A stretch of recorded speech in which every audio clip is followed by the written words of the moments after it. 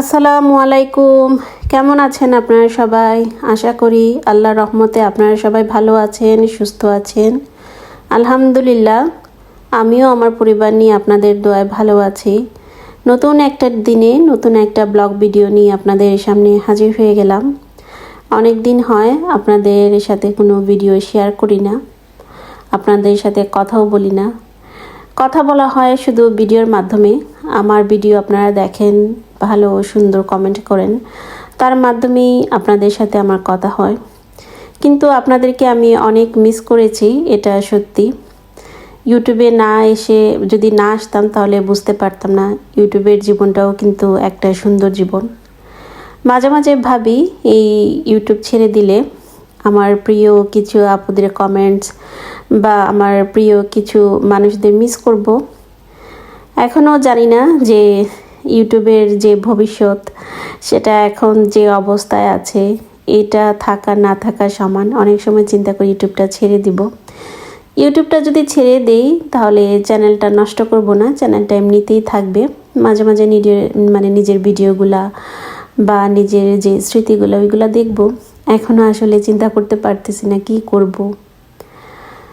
আপনারা হয়তো বা ভাবতে পারেন যে হঠাৎ করেই কেন ইউটিউবের ছেড়ে দেওয়ার কথা আমি ভাবতেছি বা বলতেছি। আসলে ইউটিউব করতে গেলে যে সময়টা দরকার বা যে ধৈর্যটা দরকার, আমার কাছে মনে হচ্ছে যে এই ধৈর্যটা আমার নেই, প্লাস হচ্ছে সময়টাও আমার নেই।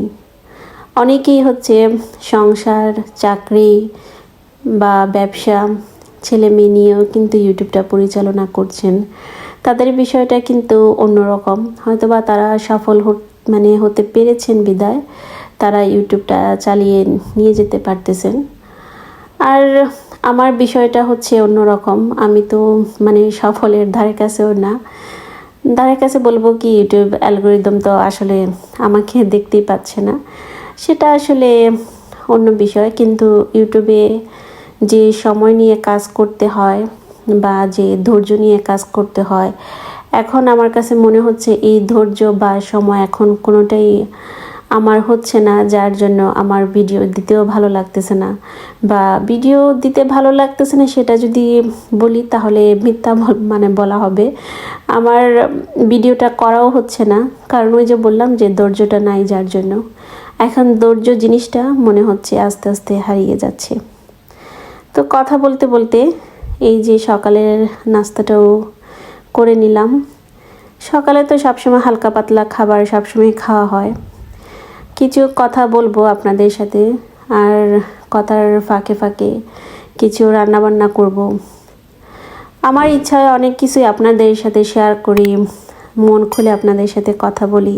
কিন্তু অনেক সময় দেখা যায় 10-12 মিনিটের ভিডিওতে ওইভাবে কথা বলা হয় না। একটা সময় দেখা যায় আমি বলবো এক ভেবে রেখেছি কিন্তু বলা হয় আরেক।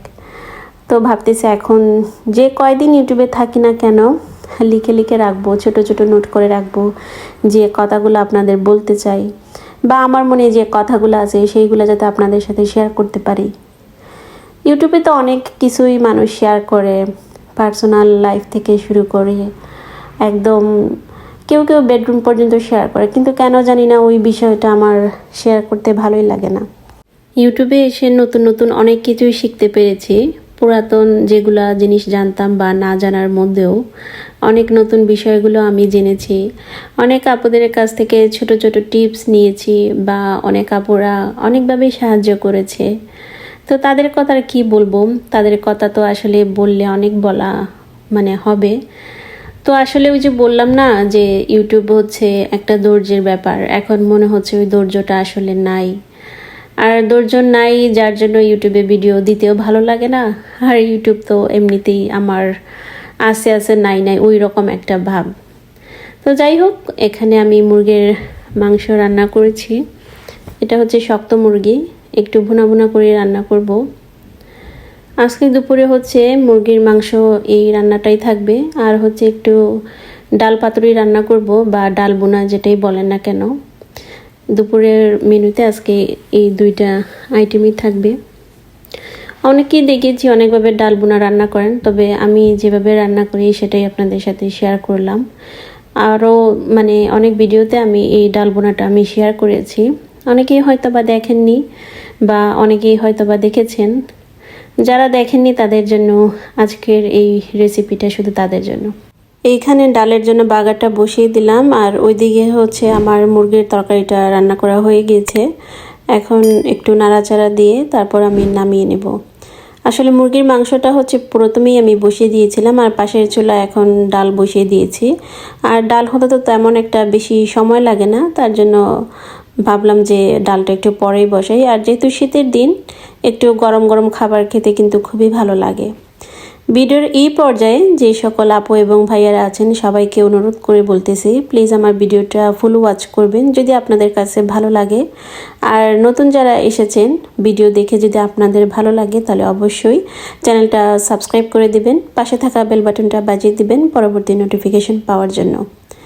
আমি ডাল বোনার ক্ষেত্রে একটু বাটার দিয়ে নিয়েছি, কারণ ডাল বোনায় বাটারটা দিলে আমার কাছে খেতে খুবই ভালো লাগে।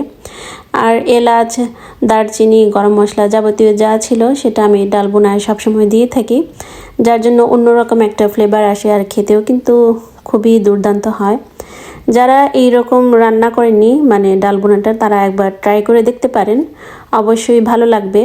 আর এই ডাল বোনাটা মানে ছোট থেকে শুরু করে মানে বাসার যে সকল বড়রা আছেন সবাই খেতে কিন্তু খুবই মানে ভালোবাসেন এই ডাল বোনাটা।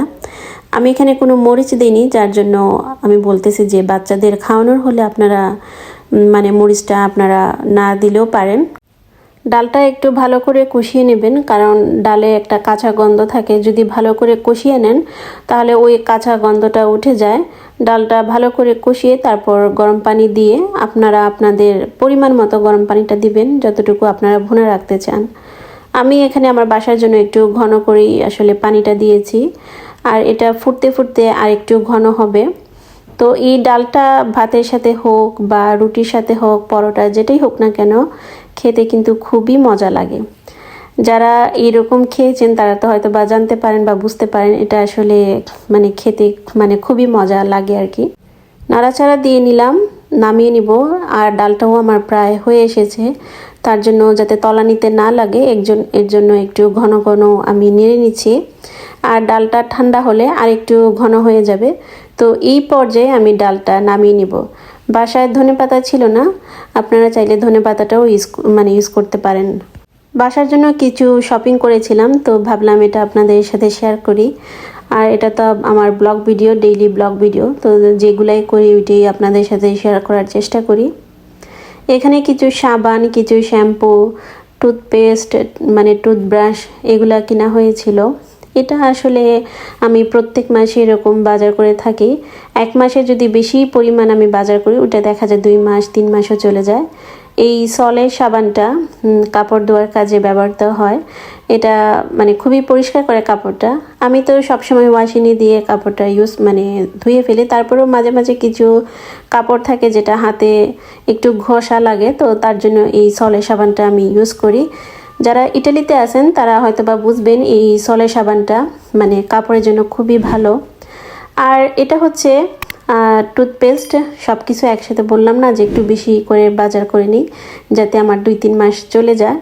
আর সবসময় তো দেখা যায় যে ব্যস্ততা থাকে, তার জন্য প্রতি মাসে বাজার করা হয় না। তো ওই টাইপের বাজারগুলো আমি একটু বেশিই করে রাখি, যার জন্য 2-3 মাস আমার অনায়াসে চলে যায়। সব কিছু নিয়ে বসেছি আপনাদের সাথে শেয়ার করব বলে। ওইখানে একটা ক্রিম আছে যেটা গ্লিসে মিললে, এটা হচ্ছে আমাদের দেশে যেরকম গ্লিসারিন পাওয়া যায় লিকুইড, এইখানে আর লিকুইডটা পাওয়া যায় না। এটা সম্পূর্ণটাই কিন্তু গ্লিসারিন যুক্ত একটা ক্রিম।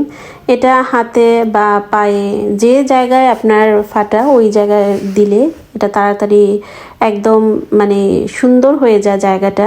আমার শীতে রুক্ষ সূক্ষ্ম ত্বক, তার জন্য আমি এই ক্রিমটা সবসময় ইউজ করি। এখানে জনসনের একটা লোশন এনেছি, এটা মানে হাতে ব্যবহার করার জন্য, বিশেষ করে এটা আমার জন্যই আমি এনেছি, কারণ শীতে দেখা যায় আমার হাত পায়ের অবস্থা খুবই খারাপ হয়ে যায়, তার জন্য এই মানে লোশনটা আনা। আর যে ক্রিমটা আপনাদের সাথে আগে শেয়ার করেছি সেই ক্রিমটা তো প্রত্যেক শীতে আমার বাসায় থাকাই লাগে, কারণ শীতে আর রুক্ষ সূক্ষ্ম ত্বক দেখা যায় অনেক সময় দেখা দেয় বা ফেটে যায়, যার জন্য এই ক্রিমটা আমার বাসায় সবসময় আমি রাখি। কথা বলতে বলতে ভিডিওর প্রায় শেষ পর্যায়ে চলে এসেছি। আপনারা সবাই ভালো থাকবেন, সুস্থ থাকবেন। আল্লাহ হাফেজ।